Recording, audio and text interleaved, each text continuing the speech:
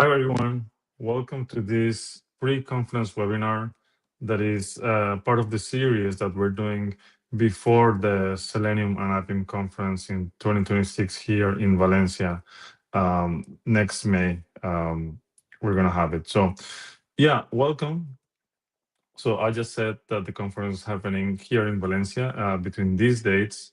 And what we're doing here is basically to share a bit of the proposals we got that were really, really good, but unfortunately they didn't have a place in the final selection. So we're selecting a group of the best talks that were sent, but unfortunately they couldn't make it to the conference. Having said that, please head to seleniumconf.com/agenda and you can have a look at all the different topics we have, all the different aspects of automation in mobile and web as well. So please go ahead and have a look at the agenda that we have, which is very rich, very wide in topics. Of course, it has AI, it has observability, it has Playwright, it has Selenium, it has a bit of Cypress as well. So there is something for everyone. There. So the idea is that you go, have a good time, meet people, and also enjoy the time there. We're at the regular phase of the conference.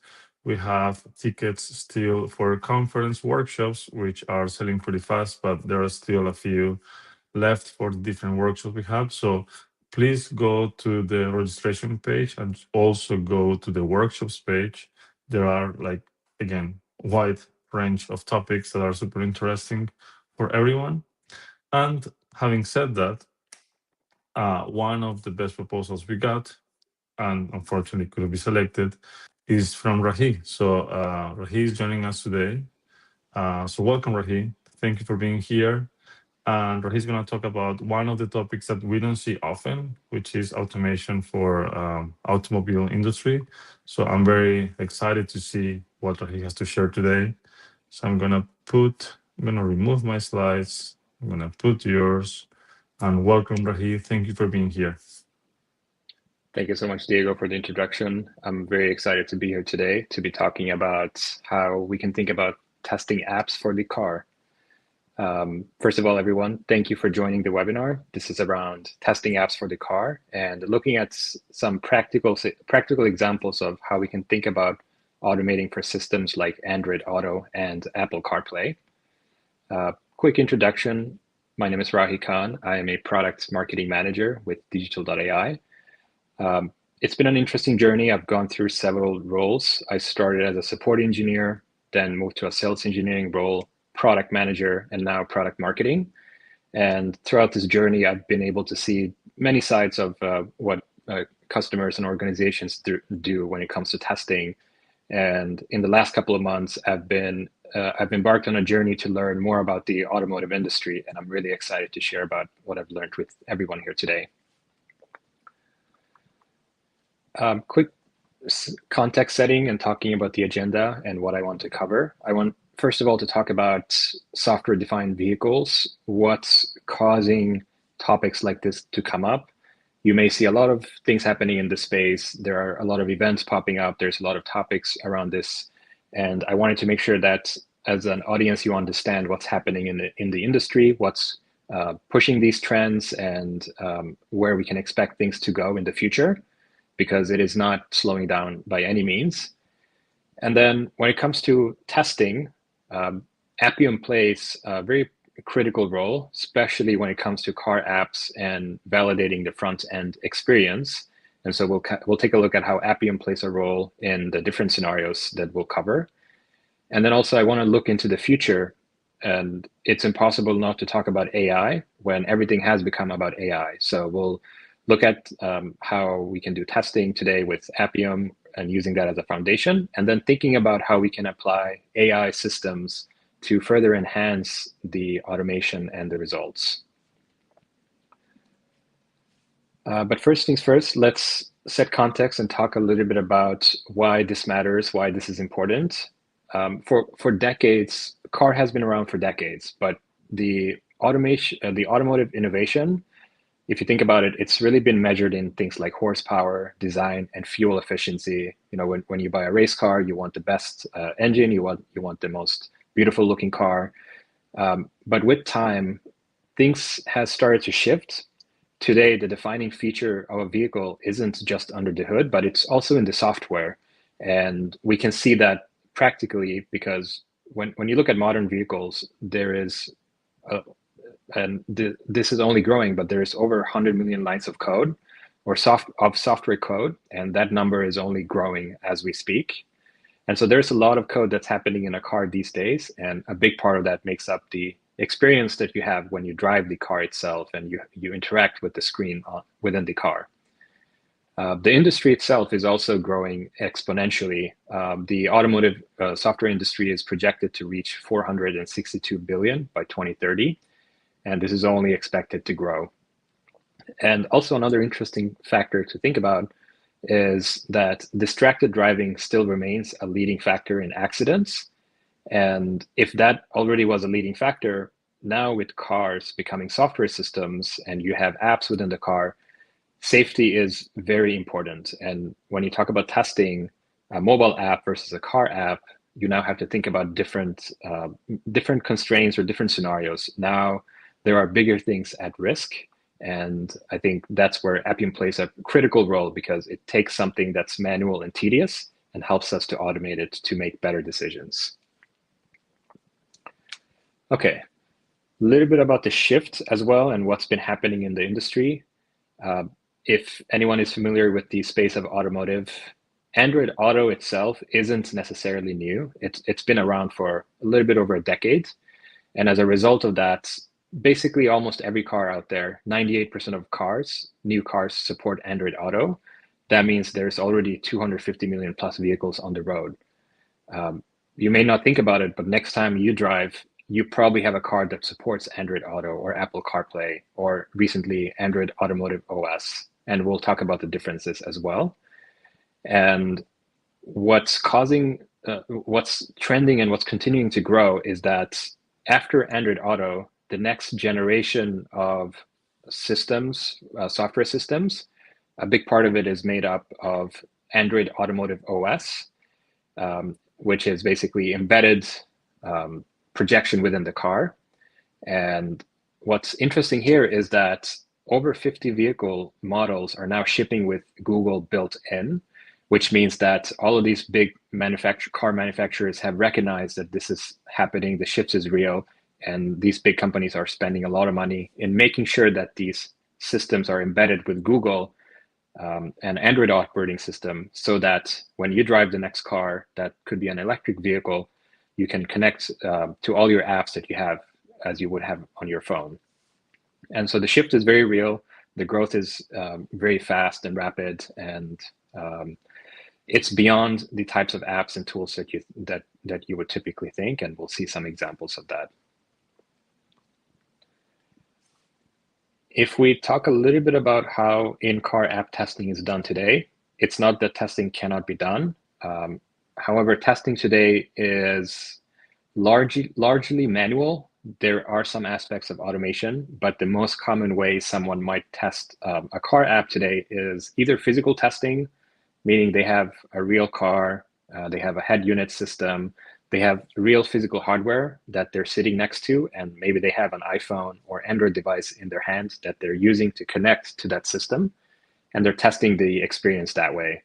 And that's fine and all. That is realism, but it doesn't scale, or it doesn't allow you to validate behaviors on many different systems, which is a key role of what Appium allows you to do. The other way of testing is virtual testing.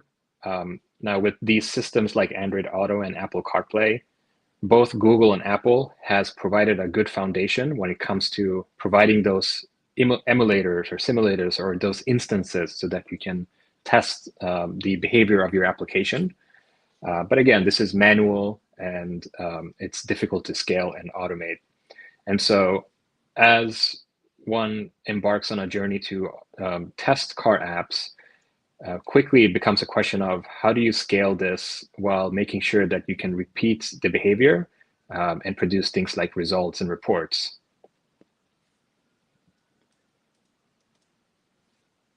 And as I mentioned, the trend is growing faster than you think. Adoption is moving really, really fast. In 2023 to 2024 alone, there was a 17 plus increase in Android Auto apps in just 1 year.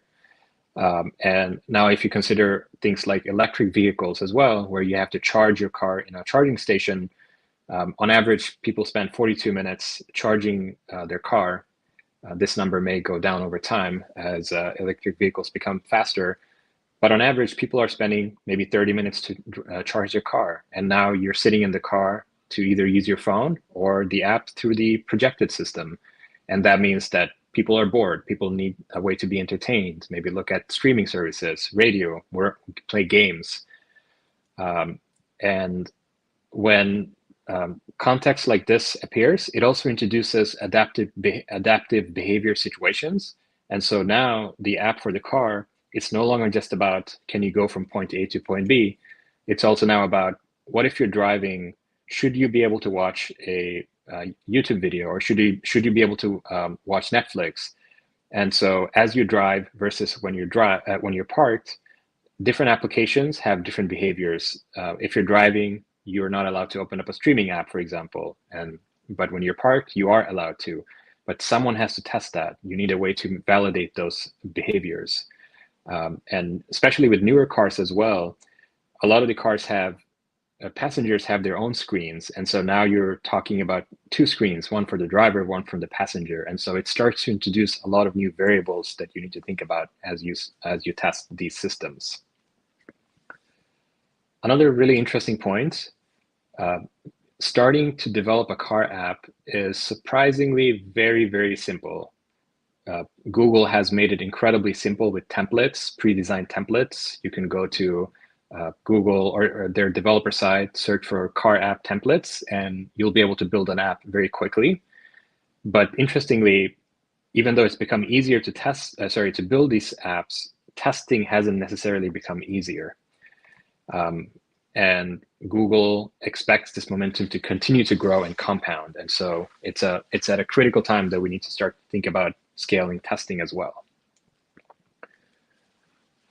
I'll finish off with this slide, and then we'll go into some practical examples. But this is also very important to think about, because when we think about cars, we typically think about things like navigation or media, but there are so many more categories that are being introduced to the world of cars, and it's beyond just the ones that we think, like making a phone call or going from point A to point B. Actually, there's so much more. Google is introducing, or already has introduced, browsers to the car systems. And if you now think about having access to something like Chrome browser in a car system, what's the limitation? Obviously, you cannot have everything. You probably don't want to do a banking transaction when you're driving, but the fact that they're opening up web browser within a car, something like Chrome, what's the limit? What's next? It opens up all these questions, and you become curious. And if it's so easy to develop car apps, it becomes easier for organizations to make those decisions to try to get into this world. So car cabins of the future are full of opportunities.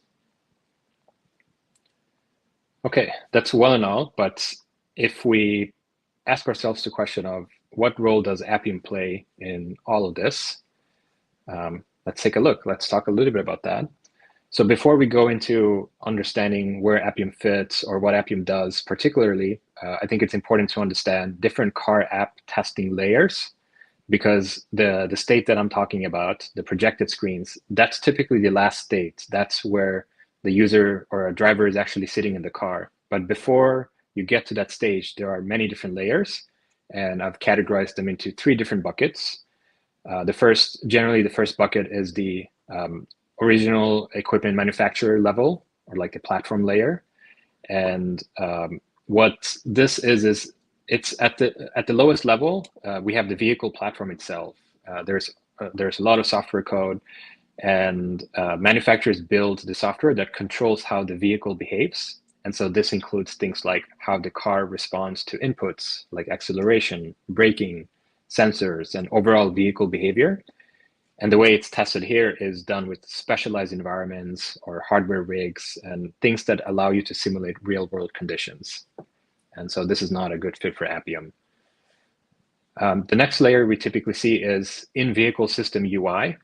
You are now getting into the screens, but this is not the screen that you would use when you connect your phone to the car. This is now the embedded or the native infotainment system. So for example, personally, I drive a Volkswagen, and when I get into the car, there's a screen already where which I can interact with. I can change the settings, I can change the date and time. I could probably even connect my phone. And so these are system apps that are built in.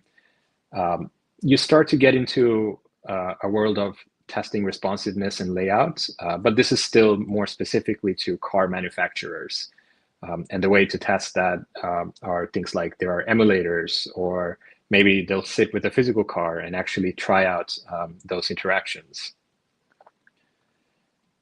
Oops. All right. Where we care about and where it gets interesting with Appium is app-driven in-car experiences. There are 3 systems in particular: Android Auto, Apple CarPlay, and Android Automotive OS. One differentiation I'll make is Android Auto and Android Automotive OS is not the same thing, and we'll see that in the next slide. I got confused by that in the beginning as well. So if you're confused, I don't blame you, but there is a difference there, and we'll get into that. But this is where we start to test front-end user experiences, and we need to think about things like context-aware behaviors, like what happens when you're driving versus parked.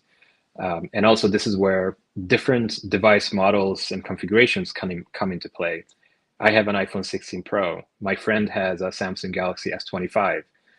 Both of us has driven my car, Volkswagen, and so, but he's on an Android system and I'm on Apple, and so the apps he will see or the behaviors he will see are different.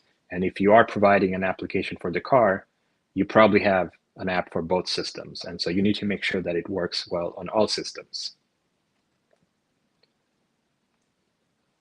Okay, now when we go one step deeper and we talk about the context that's relevant for us, even here, there are some different scenarios.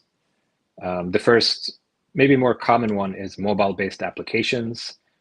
Imagine if you're driving a car and you just have a phone mounted near to your steering wheel. Maybe you're using something like Uber or Lyft or Waze or whatever it is.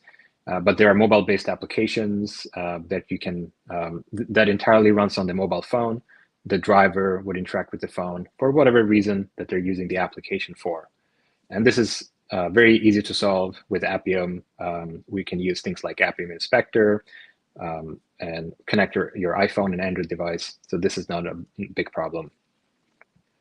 It starts to get interesting when we talk about projected applications, because now you have the application that runs on the phone and the UI is projected to the car display.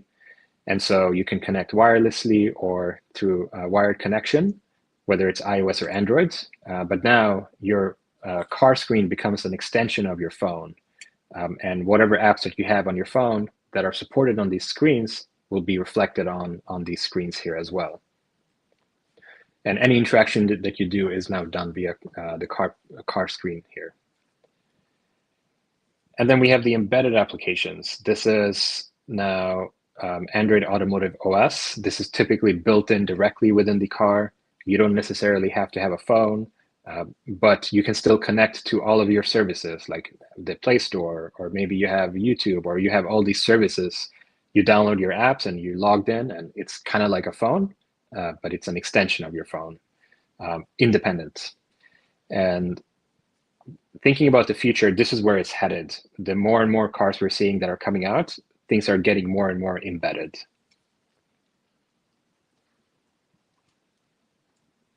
Okay, and so if we think about each car model, obviously it introduces different constraints, risks, and testing requirements that we need to consider. Now I'll flip it. I'll start with Android Automotive OS, the embedded applications, because that's the easiest one to solve with Appium. I have a video here that I'll play. In this video, what I'm doing is I'm showing an example of opening up Android Studio. I've downloaded Android Studio on my laptop, and I'm creating a virtual device instance. And within Android Studio, I have the option to choose automotive systems and different screen sizes, whether it's with Google Play built in or just as is. And you can easily select an Android Automotive OS system. In this case, it's a virtual instance, but you go through the process of selecting the instance that you need. You download the binaries and anything you need that's relevant. And now it gives you the ability to open up that Android Automotive OS system that you can interact with, test with, run code. And because you're driving all of this through Android Studio, and because it's being driven by the device manager, this acts like a native Android device, which means you have full access to things like ADB commands. And also, you can use Appium Inspector to identify elements on the screen. Everything is identifiable. This is an example of a platform that uses Appium to inspect the application. And we can see that everything is inspectable and clickable, and everything has its own unique label and ID. Anything that the developers would provide to the application would be visible from the Appium inspector itself. And so this is an easy problem to solve. You can use Appium to develop a test, run a test. Where it gets a little bit tricky is with projected applications like Android Auto. And the reason for that is because right now, when you think about Android Auto, you are going through the phone that you have. So the application itself runs on the phone. And when you connect to Android Auto, you are projecting the experience to the car display through a mechanism of video streaming. And so you are no longer, so there is no independent UI, there is no independent hierarchy. It's literally a video streaming connection that you're streaming to a car screen. And so this becomes complicated now, because if you are dealing with a streaming video or a video that's being streamed and you don't have anything to interact with from a UI perspective, how do you automate that? And so it becomes incredibly difficult. And I think that's been a big part of the challenge why maybe a lot of people haven't been able to do automation, or maybe it's been too big of a problem to solve. But Appium still plays a critical role, and we'll see how it does. But this basically means you're now automating the phone, not the car UI itself. The way to get to this Android Auto, if you wanted to test it locally, there are several steps that you need to perform, and I'll cover that in a coming slide here as well. But let's also talk about Apple CarPlay, since we're talking about projected applications. Apple CarPlay is a little bit simpler. It is still conceptually the same. You have an app that runs on the phone, and then that UI gets rendered or projected to to a system like CarPlay. However, because of how Apple and Xcode have built their systems, you do get exposure to some elements. It is limited, but there are exposures to some element, and sometimes that may or may not be enough. But the reality is you do have something to work with, but in many cases it may not be enough, depending on how much developers has exposed. And so if we think about these three systems, the biggest problem to solve is Android Auto. And if we look at Android Auto, I wanted to show you guys the steps of what it takes to set up Android Auto to test locally. And so if you are thinking about testing a system like Android Auto, there are several things you need to do as steps. First of all, install the desktop head unit. Even before that, you need to make sure that you have Android Studio and you have all the SDKs installed. And once you have that, you can install the desktop head unit, which is provided by Google. This is the mechanism or the software that allows you to connect a mobile phone to reflect onto a projection. So this is kind of like the middle layer. Once you've installed the DHU, you run the DHU through the terminal or command line or whichever system that you're using. Once you've run that, you typically have an Android phone in your hand. You go on to enable the developer mode from the settings.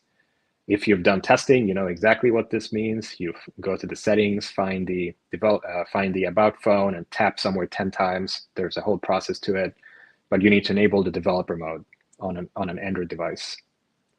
Once you've enabled the developer mode, you'll find an option to configure and work with Android Auto settings. You then need to go and find the start head unit server, and you need to enable that. Once you've enabled that on the phone, now you have the phone that's enabled with Android Auto and developer mode, and then you have your machine or laptop that has desktop head unit installed and running. Now it's about bridging them together. And so now typically what you would do is you would take your Android device, connect it to your machine via USB, and to make sure that the connection is established between these two systems, you would run an ADB command like ADB forward to forward the connection that then allows the desktop head unit to connect to the mobile device directly over TCP socket. And I've actually oversimplified the steps here. If you read through the official documentation, there are some nuances and a couple of additional steps that you may have to take. But the point that I'm making here is to even start to think about Android Auto, you have to go through all of these steps first. Once you've done that, then you have then you get the reflection or the results where you can get the reflection to do manual testing.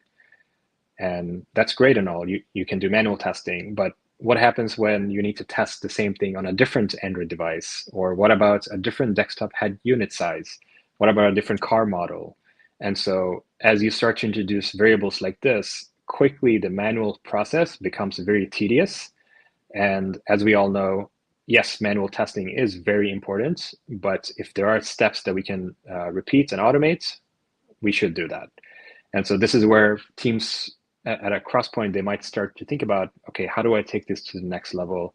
How do I scale this? How do I make it more repeatable so that I can focus on maybe more important things, or maybe I can test edge cases that manually that are more important and requires more attention.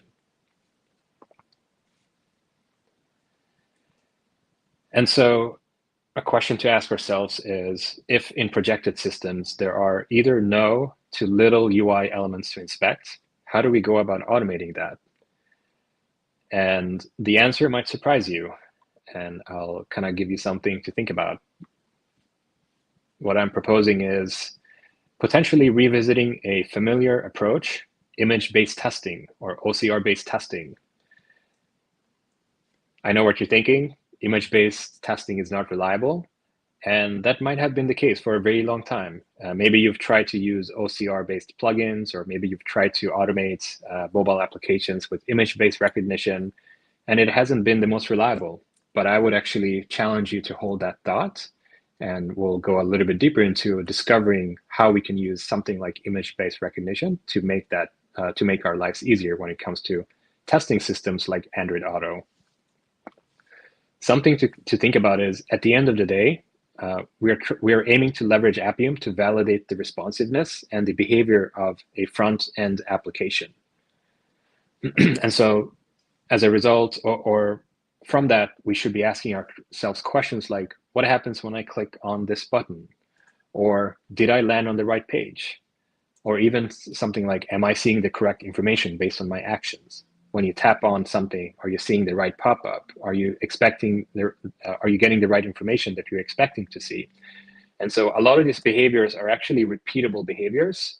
And even though the UI may not be inspectable, the behavior is still deterministic. And so considering something like image-based recognition may not be a bad thing.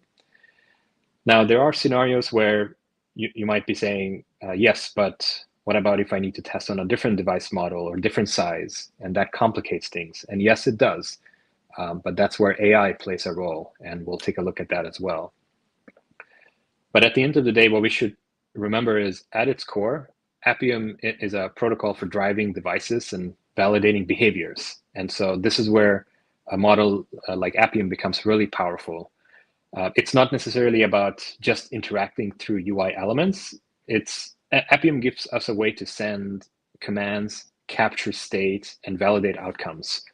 And because of that, cloud vendors and solutions out there can extend Appium capabilities to support environments like Android Auto, like Apple CarPlay, that doesn't traditionally expose a UI tree. And so Appium really provides the foundation for protocol, session model, and extensibility.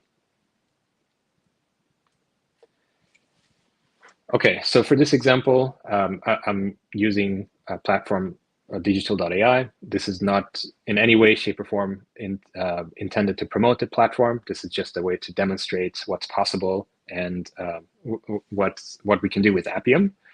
But if we look at this code example, we're using standard Appium, in this case, UI Automator, because we want to do something for Android Auto. We're using standard set app package, app activity functions. We're creating different capabilities like the test name and which Appium version we want to use and which device we want to run the test on. And extending upon Appium, what vendors can do is to add capabilities like automotive projection, meaning what size, what screen size do you want to get from the desktop head unit? And so we start with standard Appium capabilities. We add, in this case, custom function that is built upon Appium, but allows us to create different desktop head unit configurations. And the power of this is it's also something that's automated. All those steps that we saw, those 6 steps where you have to connect the phone and start the head unit, all of that is automated by using a simple capability like this. And also, if we're talking about repeatability, you should also think about, can I reuse this for systems like Android Auto and Apple CarPlay? So it's about making sure that it's reusable. And this is where concepts like page object model comes in. Page object model has been around for so long in the automation testing. And the core concept of it is you want to reduce messy code, or you want to make sure that you can repeat the same behavior on different platforms. And so the same concept applies here as well. Now, another interesting thing is when you are thinking about running an automated test with Appium for systems like Android Auto and Apple CarPlay, if you remember, or if you think about it, you are driving the automation through the mobile device. That means you actually are also interacting with the mobile device itself. And so that means if you have scenarios that changes the behavior of this and the state of the projected systems, you can also do things like, for example, setting the location as you're driving, and you have the phone in the car. If the location changes, that means that the behavior on the projected screen is also likely to change because of you moving in the car. And so you can use standard Appium automation to do things like set location. That's just one example. You can do many other things like run application in the background to check what happens if I close the app and come back. Do I land on the same page? Do I see the right screen? And everything you do would then immediately be reflected on the projected systems. Now, if we talk about what happens, as I mentioned, with projected systems like Android Auto, we are not seeing the UI we are not seeing a UI. There is no UI hierarchy. We're essentially dealing with a projection. One way to deal with that with Appium is to rely on image-based recognition. And so we can use systems like file and image reading capabilities. And in this case, again, providing an example of a cloud vendor, but being able to take screenshots from that projected screen. And this is not just for cloud vendors. You can do this as well with standalone tools like Claude. You can ask it to look at a projected screen and grab a screenshot. The core idea here is we want to capture the head unit or the projected screen by grabbing a screenshot. And when you grab a screenshot and you provide it back to the Appium driver, now the Appium driver has a foundation that it can build upon. It has a starting point. And so what we do is we capture a screenshot, we give that screenshot back to the Appium driver, and we save the image, obviously, for validation. And then if you put it together, this is what it might look like. You have a starting point, meaning you have an image that you've either captured from an early state or you're capturing. The second point would be you decode the image and you extract the pixels, like where are the buttons? What are some of the clickable areas that I can identify? And then you perform an interaction based on the X and Y coordinates. And so using this approach, we're using image recognition to grab screenshots, identify pixels by X and Y, and then we can perform actions on that. Now, this still doesn't answer the question of what about different device models? What about different car systems? Because these same 3 lines of code could very well fail if you run on a Samsung Galaxy S25 versus 26. And that's where the power of AI starts to play a role. And exactly, why stop there? Let's see how we can use AI to make this even simpler. Okay, so using everything that we've seen so far with Appium, let's see how we can combine that with AI for smarter and faster testing. Before we look at a few examples, there are a couple of scenarios to consider and think about. When we use AI, there are many different ways you can use it today. 2 ways that I'm presenting here, or something to consider, is first of all, code-assisted approach. You have you have existing test code in your IDE, which means you already have test scripts written, and then you use AI to help you edit or run those tests. In this case, I'm not talking about just using ChatGPT to give you code examples. I'll show you an example of what I mean, but I'm talking about actually using AI like Codex or Claude that can read your code, and then you're using AI to help you assist with test development and execution. The other option is letting AI do everything. You're letting AI to drive the test flows directly by just simply providing prompts and examples. And this may sound like a lot, it may sound intimidating, but surprisingly, it's very, very easy. And we'll also take a look at a quick example. But platforms like Claude and Codex makes this incredibly simple now. And so we're really at a point where we have to start to ask ourselves, what we're testing on, or the way we're testing today, is that really enough? And if it's not enough, what can we do differently? For example, in my role as a PMM, I've used, and like any of us, we all use tools like ChatGPT, but or even Claude or whatever it is, but we've done so for almost a year now. And so we're at a point where we should ask ourselves, okay, what's next? How can we make it better?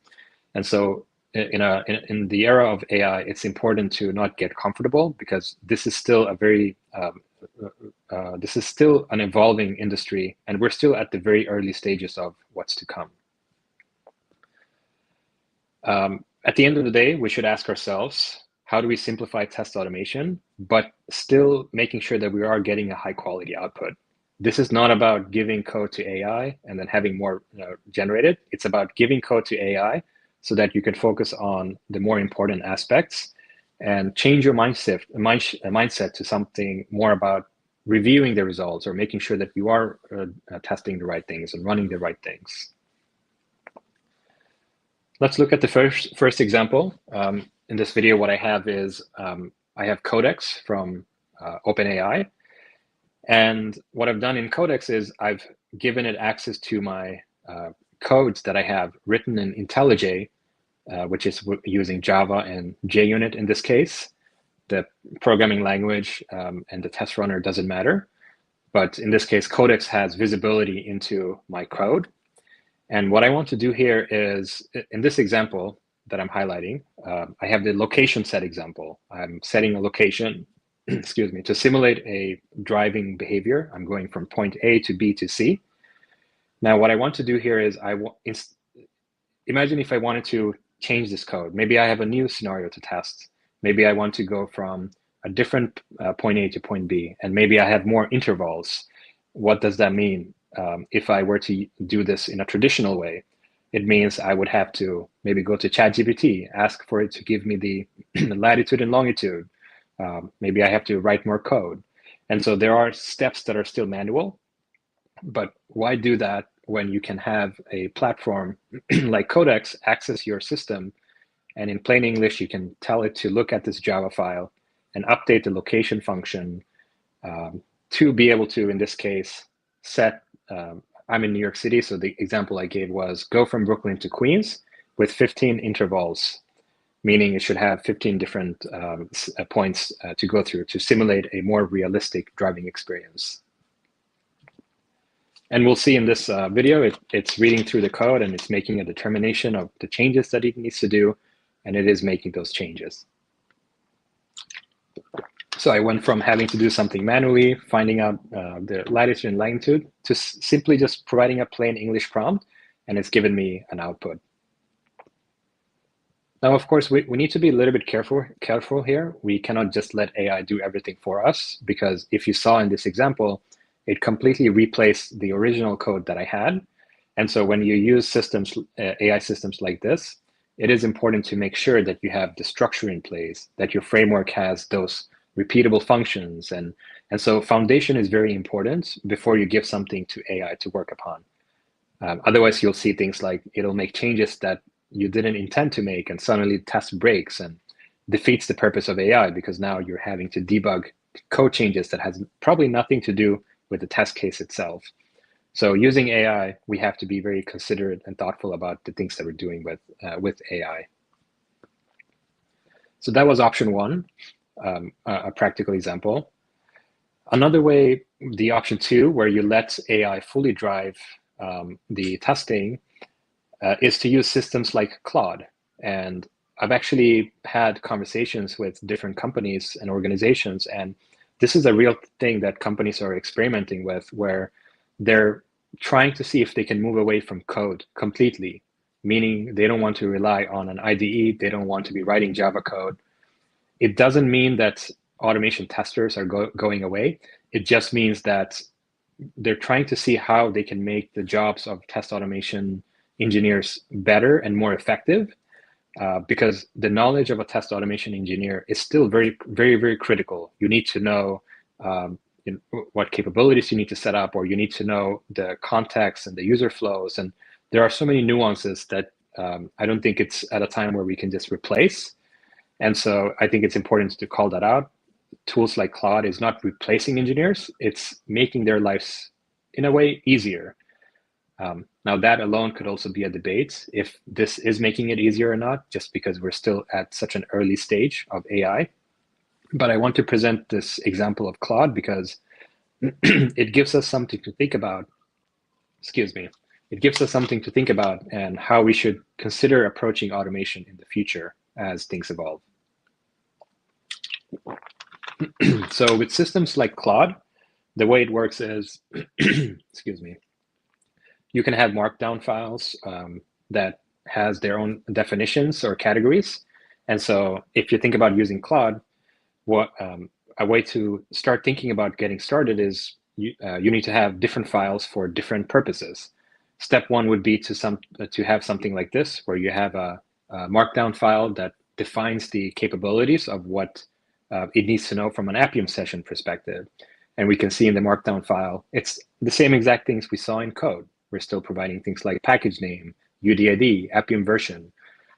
We're just not doing that in code. We're simply doing it in JSON or plain English or in markdown style format. Once you have that down, another thing, and this is really, really important, you cannot just give Claude Appium capabilities and tell it to run something. It needs to know what good looks like. What is a step flow that it needs to follow? And this is where user stories becomes incredibly valuable, because before you think about automating anything, there are always stories that are developed by the business unit or whoever, maybe product owner or whoever owns that aspect. And so someone is putting together stories that then automation testers eventually build automation around. And so what we want to do with systems like Claude is we want to give it enough context of what good test flows look like, or maybe even predefined test flows. And in this example, with the navigation test, we've given it clear structure, like what's the goal? Validate map updates based on locations. What are the steps? Set location to this, and then set location to that other destination. One of the most important things is the last piece, which is the validate piece. What is it expected? What is it expecting to validate? What's the expected behavior? What's the expected outcome? And so making sure that that is crystal clear will ensure that systems like Claude can actually understand what it's validating. And then another thing where it gets really interesting with step 3, and these are not in fixed order. You can do step 1, 2, 3 separately. The core idea is you have these key components, but with, in this case, step 3, what we're doing is, because we're not relying on code itself, we have to give Claude or systems like Claude the understanding of how Appium behaves. So we're giving it a behavior loop file in this case. And if we look at the file example, we're telling it what the expected behavior is when a session starts, or what needs to happen at a session. And we can see that it says start Appium session. When we say start Appium session, it'll literally go and find an Appium server based on the capabilities you provided. And for those of you that has been in the world of automation, you know that session ID is incredibly important. And so we tell it to get the session ID and reuse that for the entire test flow. This is also important as you start to scale AI-driven testing, because multi-threading is still something you need to think about when you run many tests in parallel. And then we can see the next step is loop. Because we're doing something like image-based recognition, we're telling it what the expected loop is. Capture screenshot, look at the screenshot, understand the state, decide the next course of action based on the test flow, send the Appium command like tap, and then repeat until the goal is reached. And then results. Server receives normal Appium commands, or it could be more to that. Now, these files can be very, very extensive. I've seen real projects where it's very extensive. For the presentation's sake, it's been simplified.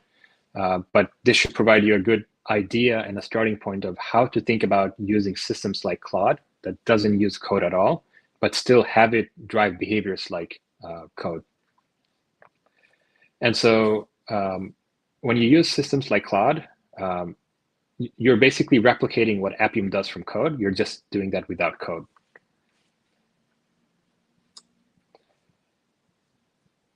And when you do this, when you start to use systems like Claude, there are a couple of benefits. Of course, there are drawbacks. As I said, early AI in these type of scenarios are still somewhat early, and it's still in some cases experimental, but it is still developing. However, I think it's important to recognize the benefits, because when you see a new system approach, you start to question it. You might think, is this worth doing? Oh, it doesn't work. This didn't happen. It doesn't support this or that. And so it's important to understand what some of the benefits are, so that we can wrap our head around this concept and allow our minds to get into the world of AI and start to experiment with things that's beyond what we thought were possible. So some of the benefits that you get is you don't have to script everything. Instead of scripting, it becomes about defining intent, not implementation. And for anyone that's been using tools, AI tools, LLMs, you know that a good prompt comes with clear definition and intent, not just what you're trying to do. If you are writing a blog, you don't want to say, write a blog for me. You want to tell it what the blog is about, for which audience. Is it thought leadership? What's the intent? What do you want the audience to come out with? The general good prompting structures applies in this case as well. And so if you know prompting, you could probably pull this off very easily. Second thing is faster test creation from user stories. Well, you have the user stories. You don't have to now write code for it. You can just have the user stories, give it to something like Claude, and it understands what it needs to do from replicating the flow. And the third point here is, I think, is very interesting, because when you use systems like Claude, you no longer have to think about UI changes. To the previous examples we talked about, what happens if you are on a Samsung S24 versus 25? Screen sizes might be different. X and Y clicks might not work as expected. But Claude is smart enough to understand what it needs to click on, because it sees what the driver sees. It's actually seeing the projection or the screen of Android Auto. And so all it needs is a good test flow, the outcome and the intent, and it knows what to replicate. And so if we go from, so we basically go from coding to testing in a more natural prompt driven by plain English. And I've also tried this, but and this works very well. But if you open up tools like Claude and Codex, and if you ask it to rerun the same script 5 times in parallel, the systems are now smart enough to be able to create sub-agents so that it can run 5 tests in parallel. So even something like multi-threading becomes incredibly simple as long as you have those core concepts in place, like the session ID, making sure that Claude knows that it has to reuse the same session ID. And so scalability also becomes surprisingly very easy. Obviously, there are many things to consider if you go into the world of AI-driven testing. And as you scale AI-driven testing, I'm calling out 2 particular examples that I think are important. And I've mentioned this already, but I want to hammer on it again. It's very important to define clear intent. What are we validating? It's not just steps, but outcomes. And then structure in your inputs. Make sure that you have clear examples, maybe even a test that you've already done manually or you've done through automation. Feed it a video, give it real context that you can relate to.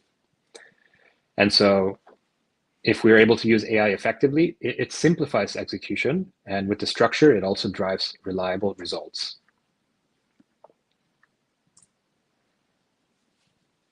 Okay. Wrapping up the webinar, I wanted to present a couple of key takeaways and something that we all should walk away with and think about from this webinar. Different in-car app models behave differently. As we saw, Android Automotive OS, Android Auto, and Apple CarPlay all have their unique constraints and approaches, but they can be abstracted through behavior. And what I mean by that is, if we go back to the example of page object model, at the end of the day, we're not trying to complicate testing. We want to simplify it. And so if we think about what we just saw with image-based recognition testing and using tools like AI, and if it is actually reliable, you could consider using the same for Apple CarPlay and Android Automotive OS. And so that means you have one consistent kind of pattern that you're using for all these different systems. And so you don't want more code necessarily. Of course, there are nuances and scenarios where that might be needed, but it's all about how can you make it easier and abstract it through behavior.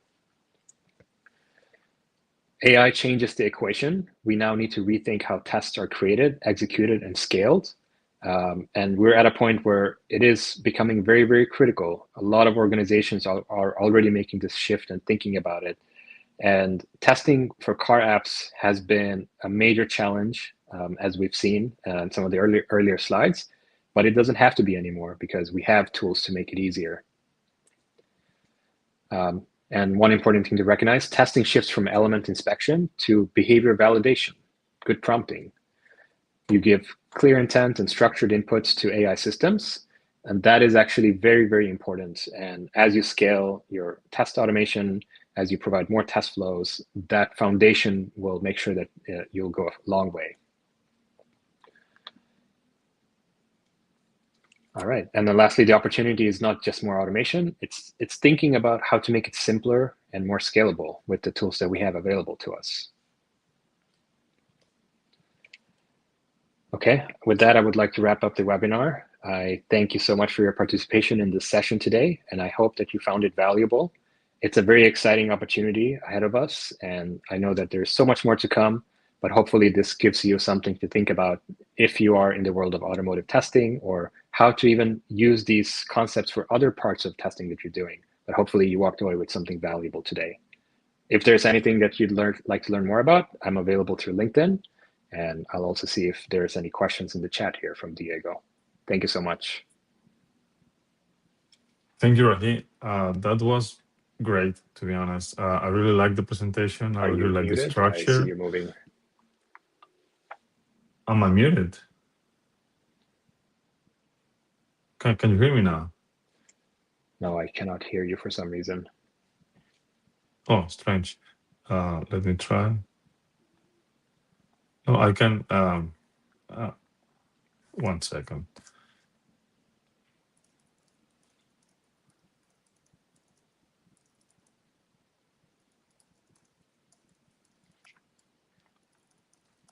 Okay, you can hear yourself. Okay, for some reason I cannot hear you, but go ahead, and if there's anything I should know, please type it in the chat. Yeah, I just wanted to thank you. You will see the video later. I wanted to thank you for the presentation. I will pop up some of the questions. So here is one. So Mike is asking this. Maybe you could reply to that. Okay, I see a question from Mike. Very informative. Have you seen any of the cloud providers support real car devices? Yes, this goes back a little bit to testing it with physical hardware, but there are cloud providers out there that offers things like on-prem deployment options. And so if you can have a system with an on-prem that gives you the structure of being able to develop automated tests, run automated tests, see test results in one place, something to consider would be to use or look at on-prem solutions. And one argument that you could make is, yes, you can use Appium to do all of that. And that's great. And there's nothing wrong with that. But something you should ask yourself is, how far do you want to take it? If you want to now run maybe test on 20 different or 30 different devices, and you want maybe a good dashboard, you can either build them yourself with open source tools, and that's perfectly fine. Or you can use providers that provide on-prem that makes it easy to do all of that for you. But at the end of the day, it all comes down to, in this case, testing real car devices is making sure that you are actually close to the car with a phone that you have. And that phone could be hooked up to your laptop, to Appium Inspector, or to an on-prem infrastructure that cloud providers provide.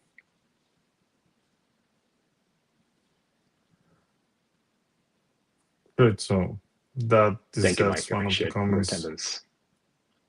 Like, yeah. So I'm gonna wrap up. I'm just gonna leave Rahi.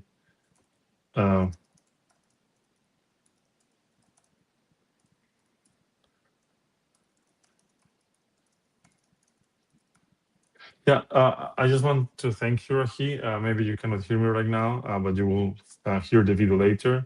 And I also want to thank everyone who attended and for the ones who are watching the video later. So this was really good. I am very happy that you were here, Rahi, to share all this content with us. And please, if you want to reach out and learn more, that's Rahi's LinkedIn.